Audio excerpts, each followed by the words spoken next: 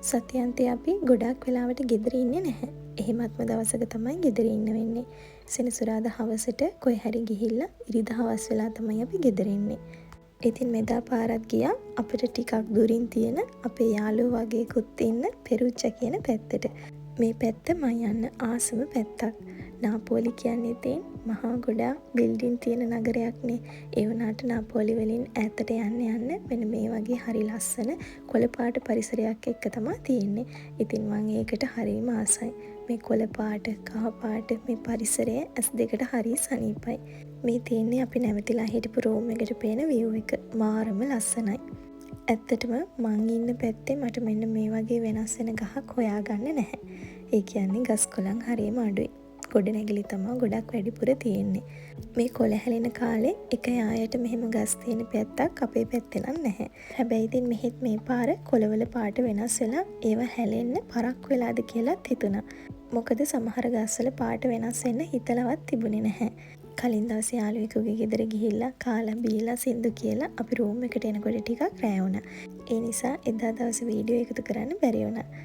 පහුවෙනිදා ඉතින් උදේ නැගිටලා මුලින්ම මේ ගස් ළඟට ගිහිල්ලා ෆොටෝ ෂූට් එකක් තමයි කරේ. එහෙම නොකර බැහැනේ. ඊට පස්සේ ඉතින් අපි අපේ ගමන යන්න පිටත් වුණා. අපේ යාළුවෝ කතා කරගෙන තිබුණා ඒ චොක්ලට් ෆෙස්ටිවල් එකක් බලන්න යන්න. ඉතින් මේ යන්න ලෑස්ති වෙන්නේ ඒ චොක්ලට් ෆෙස්ටිවල් එක බලන්න. ඒ යන පාරේ මෙන්න මේ වගේ කාකි ගහක් තියෙනවා දැකලා පොඩ්ඩක් නතර කරා. මේකේ නම් ඉතින් එක කොළයක්වත් නැහැ. ගෙඩිම විතරයි. කාකි කියන්නේ හරිම රස පළතුරක්. මම නම් කැමති ගොඩාක් ඉදෙන්න කලින් ටිකක් හයියට තියෙනකොට කන්න. හැබැයි මේක ගොඩාක් ඉදුණට පස්සෙත් පැණිම පැණි රසයි.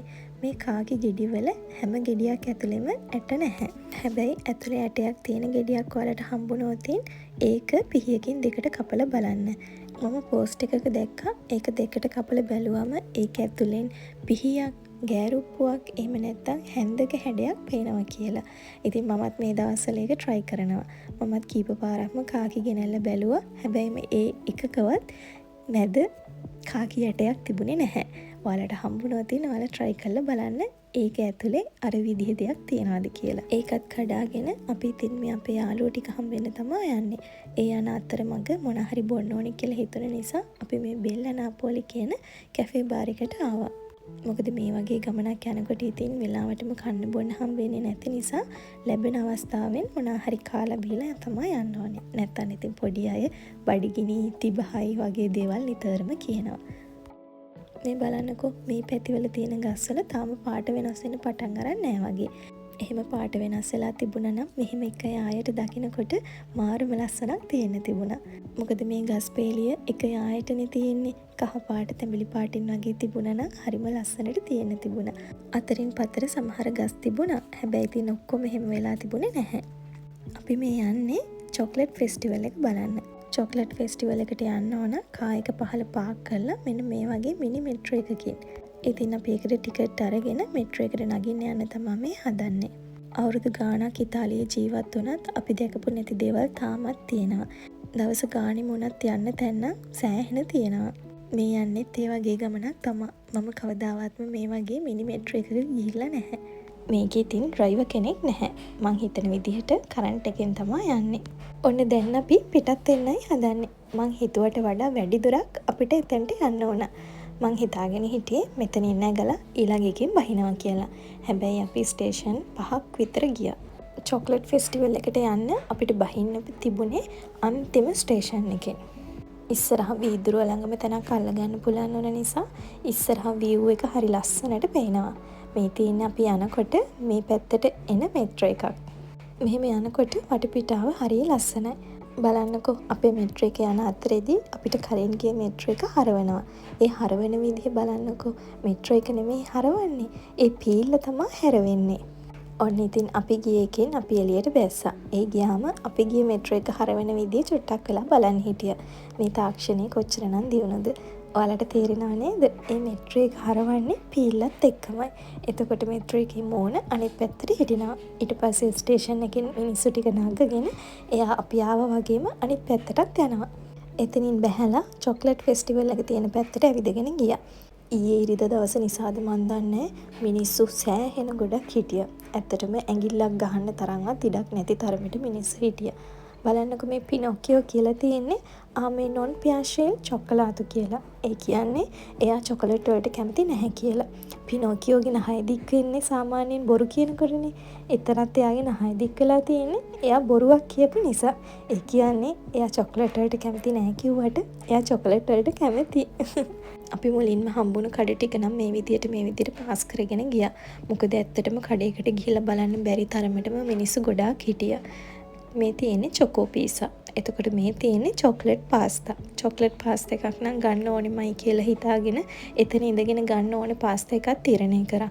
හැබැයි ඉතින් පොලිම දැක්කට පස්සේ අපි ආපහු ඒ පාස්තා එක තියලා එළියට ආවා. ෆෙස්ටිවල් එකේ ඇවිදින අතරතුර මෙන්න මේ වගේ විනෝදාත්මක වැඩසටහන් කිහිපෙකුත් තියෙනවා. ඇවිදලා මහන්සි හිතුනම පොඩි වෙනසක් ඕන වුණාම අපිට මේකක් නැවතිලා බලන් ඉඳලා ආපහු ගමන පිටත් වෙන්න පුළුවන්. අපිත් එතෙන්ට වෙලා චුට්ටක් වෙලා බලන් ඉඳලා ආයි අපේ ගමන පටන් ගත්තා. ඇත්තටම හරිම ලස්සන පැත්තක්. ඒ වුණාට සෙනඟ වැඩි නිසා මට නම් ඇත්තටම පොඩි දෙන්නවත් අරන් යන එක හරිම අමාරු විදියට තමයි දැනුනේ. මේ දෙන්නව අතෑරුණා නම් එහෙම ඒ දෙන්නව හොයාගන්නවත් බැරි වෙන තරමටම එතන ඊයේ සෙනඟ හිටියා.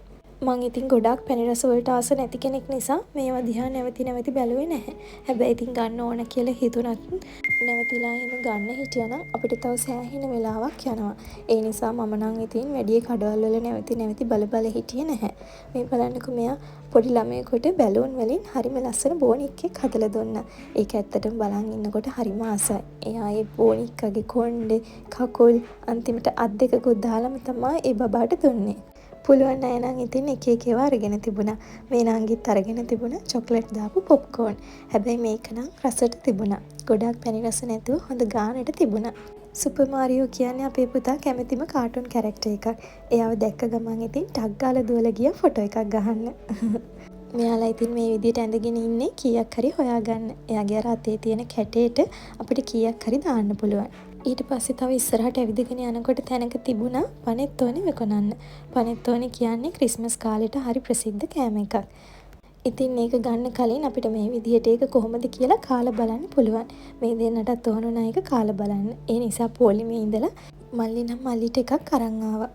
එයා ඉතින් මේක අක්කටත් දීලා බෙදාගෙනම කෑවා.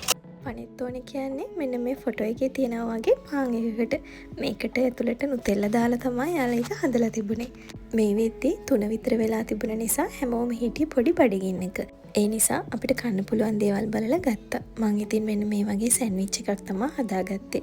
එතන තියෙන දේවල් වලින් අපිට කැමති දෙයක් දාලා එයාලට කියලා සෑන්ඩ්විච් එක හදාගන්න පුළුවන්. ආපහු අපි නාපෝලියෙන් පිටත් වෙන්නත් ඕන නිසා ආයෙත් අපි පල්ලෙහාට බැහැගෙන ගියා. එතන හිටපු සෙනඟ ඔක්කොම ඒ වෙද්දි හැමෝම පිටත් වෙන්න පටන් අරන් තමයි තිබුණේ. එතකොට යාළ වැඩි නිසා ඒ පොලිසිය කට්ටිය එතන බ්ලොක් කරගෙන හිටියා. එතකොට එනකොට අපි මිනිමේටර් එකට නගින්න තිබිලා තියෙන්නේ වෙනම පාරක්. ඒත් අපි යනකොට ගියේ වෙනම පාරකින් නිසා අපි ඒ පාරෙන් එන්න තමයි ආවේ. ඒත් එතකොට අපිට මෙට්‍රෝ එක ගන්න බෑ කියලා කිව්වා. ඒ වෙනුවට බස් එකේ යන්න කියලා තමයි කිව්වේ. ඒ ටිකට් එකටම ඒ බස් වැඩ කරනවා කියලා කියපු නිසා අපි ඉතින් බස් එකේ එන්න පිටත් වුණා. ආසාවට මේ නේල් ආර්ට් එක කරාට මේකට ගැළපෙන පරිසරයක් මට හම්බුනේ නැහනේ. ඊයේ තමයි ඉතින් හම්බුනේ. ඉතින් වීඩියෝ එකක් නොකර කොහොමද? එතන පල්ලෙහාට ආවට පස්සේ තියෙනවා ලොකු ඇමියුස්මන්ට් පාක් එකක්. ගෙදර ඉන්න කොයිතරම් පරක් වුණත් මේකට නොගිහින් බැහැනේ ඉතින්. ලොකු අයට පොඩි අයට හැමෝටම එකම තැනකින්ම විනෝද වෙන්න පුළුවන් නිසා අපි පැය භාගයක් විතර මෙතනත් ඉඳලාම යනවා කියලා තීරණය කරා. පොඩි අය මේවල යන අතරේදී ලොකු අපිත් ඉතින් අපිට යන්න කැමති දේවල් ටිකක් තෝරගත්තා. මමත් ඉතින් මේවට හරි කැමති. ඒවට කැමති කට්ටියක් තමයි ඉතින් ඔය ඉන්නේ. මේවට නැග්ගාම පස්සේ ඉතින් වීඩියෝ කරන්න බෑ. මොකද ෆෝන් එක කොහෙට හරි වීසි වෙලා යයි කියලා බයයි. පැය භාගයක් විතර අපි මේවලත් සෙල්ලම් කරලා ආපහු ගෙදර එන්න පිටත් වුණා. ආයෙත් මේ වගේ ලස්සන වීඩියෝ එකකින් ඉක්මනටම ඔයාලව හම්බෙන්න එන්නම්. එතකන් ඔයාලට චාෝ.